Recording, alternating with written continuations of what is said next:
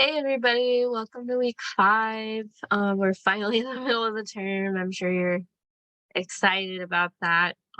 But this week I wanted to talk a bit about mutual aid, what that is, and try to help you find ideas of what to do for your mutual aid project proposal that's due this Friday on top of your normal discussion assignments every week. So actually mutual aid's like something I'm really passionate about because it not just on a personal level, but like with my research as well. I've been conducting research here at PSU for the past 3 years about houselessness and water access. And I'm in the water justice lab, so I'm really interested in the environmental justice behind water access and houselessness. So I've actually like worked with some nonprofit groups and seeing what type of mutual aid they do, and what that work looks like. And sometimes it's just so creative, and I'm always amazed about what people come up with. But um, so typically, when I'm talking about mutual aid, and for this assignment, you're supposed to define mutual aid. So I'm going to say what it means to me. Mutual aid to me, it has to do with solidarity among a group over some kind of issue, and it's a social issue typically. So it involves humans in society. So solidarity, what that means to me is feeling like you have others in the community who feel the same way as you do. Maybe you don't all have like the same goals in the end, but you're all interested in contributing with each other, and you have that trust among each other. And it could be in class solidarity, it could be like with a religious group, it could be about a law, it could be, I mean, and typically it's always political because you don't really get mutual aid that isn't political. But with houselessness, so that's my example that I'm going to use for my mutual aid because it's what I know more about.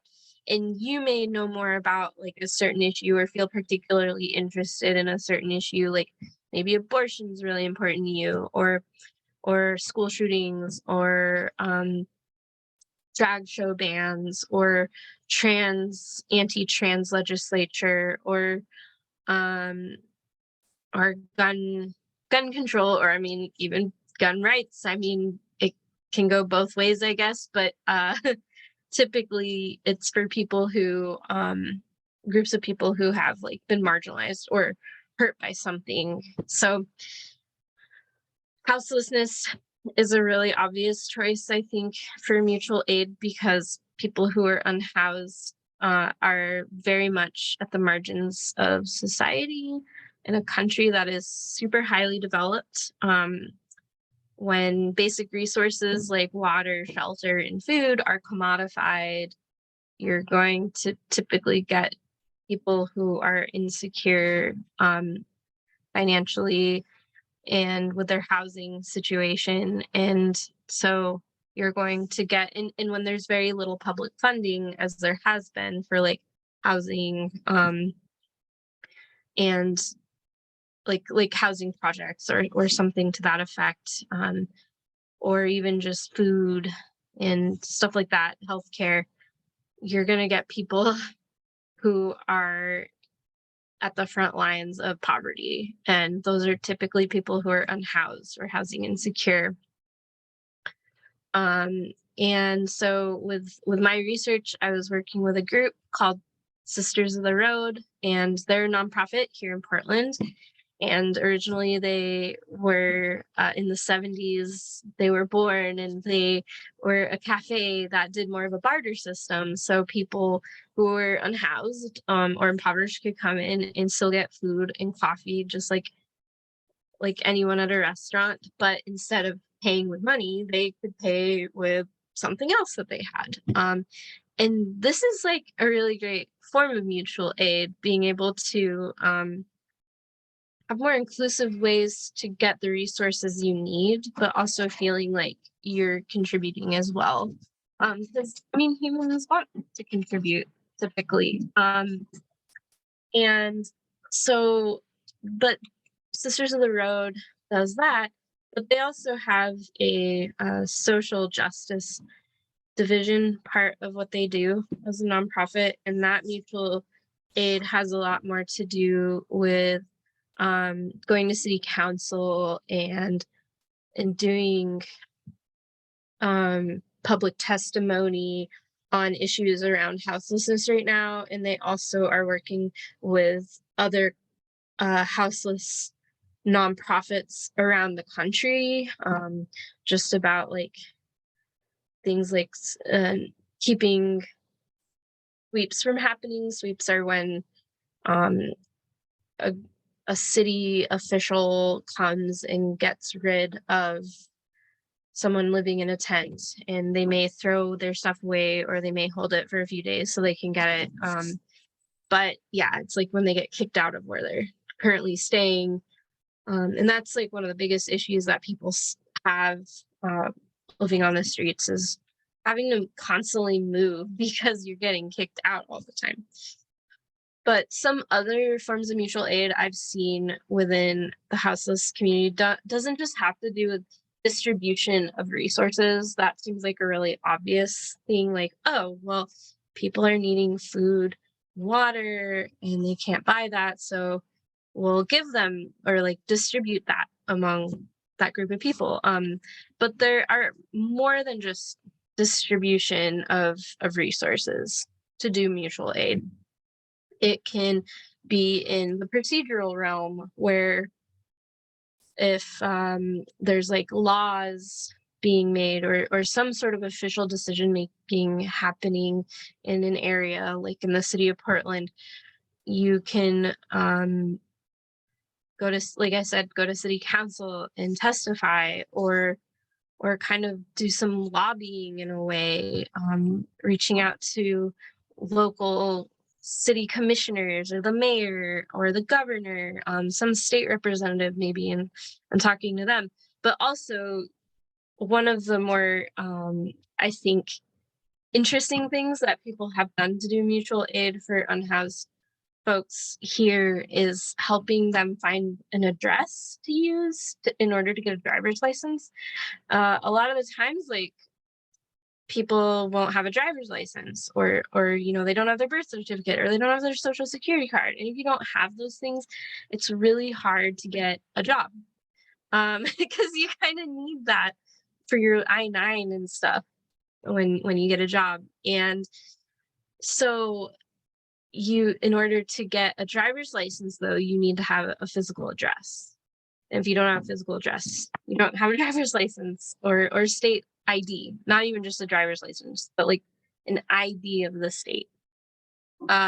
So there are mutual aid groups that help find addresses for unhoused folks so they can get their ID and then they can get a job or get any other resources you might need an ID for. There's surprisingly a lot of resources where they require an ID to get it. So another mutual aid project that I've seen is that's really cool and not as obvious is cleaning up houseless camps. So areas where people who are unhoused are living on the streets, typically in tents, or it could be like in their vehicles, but anywhere where people are living that they don't have a trash service, trash will like accumulate in those areas. I mean, imagine living in your house without like a trash can or having someone who picks up your trash every week. Like, it's gonna accumulate no matter who you are. And so and then when there's a lot of trash, not only is it unsafe for folks in that living in that area, but people who are housed will start to complain. They'll be like, it's really gross here, there's all this trash here. These folks living on the street need to move. They need to get out of here because I don't like that trash. And when they put in a complaint to the city comes out and they sweep them. So not only is trash pickup or helping folks clean their living areas, helping them be safe, but it's helping them be more secure in the area that they're living. So folks won't complain about them. But as you can see, like in these examples, there's more than one way to do mutual aid, and it can be very creative, and there are just like these sometimes hidden things that on the surface it doesn't seem like you don't know what the, the issue is that people are really needing, but there are all these small things that a lot of groups are needing that aren't as obvious. And so if you're interested in like a particular group or a particular cause to do your mutual aid for, try to like be creative about it. Like think outside the box of like what you could do to help. And especially if you're involved in that group already, or you have that lived experience of a certain group, it you might know better about what creative paths you can take doing that. Um, I mean, there's so many opportunities here, and I'm really excited to see what you all do. You don't obviously you don't have to do houselessness. I know that seems like a really obvious one. And if you're interested in doing that as your project, please like email me. Maybe we can help each other. Like I can help you come up with an idea, and maybe I can even like send you to some groups that I'm familiar with. Or if you have an idea but you're not sure where to go or what to do with it, you can email me, and um and I can try to help you with that. But anyway, so the other thing that you have to do for this project this week is you have to turn in your proposal, and it is a one-page proposal. Um if you go to like the syllabus, you can see what is required for this project. So there's several parts to this project, and the first part is like this proposal, like what you're going to plan to do, what activity you're going to engage in to provide aid to a group, or a cause. So in that, and as Shauna says, it's not just getting to charity or volunteering for a nonprofit. It's like actual engaging in community support, making sure has everyone has what they need to survive and thrive. So um yeah, and for this project you'll engage in a form of mutual aid informed by your personal values and the communities that you are a part of. You'll document your mutual aid project in some way, either a blog post, photo essay, audio recording, video, cartoon, slideshow, art piece, etc. Share with the instructor. So as you're doing this project proposal, what I recommend is, and first and foremost, you're supposed to define what mutual aid means to you, and what activity you plan to engage in to provide aid. But like, discuss a little more like, so who are you trying to provide aid for? Why is it important to provide aid for this cause or this group of people? And I explained why it's important to help people who are unhoused. So do the same. And like, so who are you helping? How are you going to help them? What time you're going to help them? How much money it might cost? These are all things that go into a proposal. So as you want to get as specific as you can, but obviously, like this is just a one-page proposal, and you know you only have a certain amount of weeks here, so you don't want to be like too ambitious. But I think it's good to try to think of those details for a project proposal. Like, yeah, and she also does like some recommendations of donating to a food bank, working with existing mutual aid groups, writing to incarcerated people through critical resistance. They're all recommended activities. So if you don't know what to do, I would try one of those, or go to the pages that Shauna provides that has examples of mutual aid. So also in your project proposal, you want to say like how you're going to document your mutual aid project. So I would make sure like you include that part in it as well. So like, are you gonna do a zine? Zines are so cool. It'd be awesome if you did a zine. But yeah, if you're going to video record or photo essay, like make sure you put that in your proposal as well.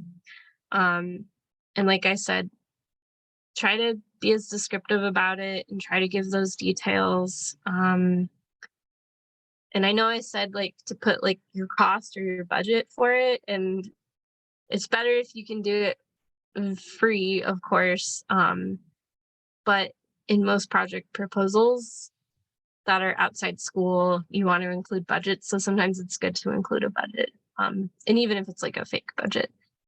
But yeah, I recommend doing that. And so for this week, what I'd like you to do um for the peer mentor session discussion, I would like you to just like maybe write out a few ideas of your project proposal just to get like started on that. Like what type of mutual aid you want to do, and how you want to do that.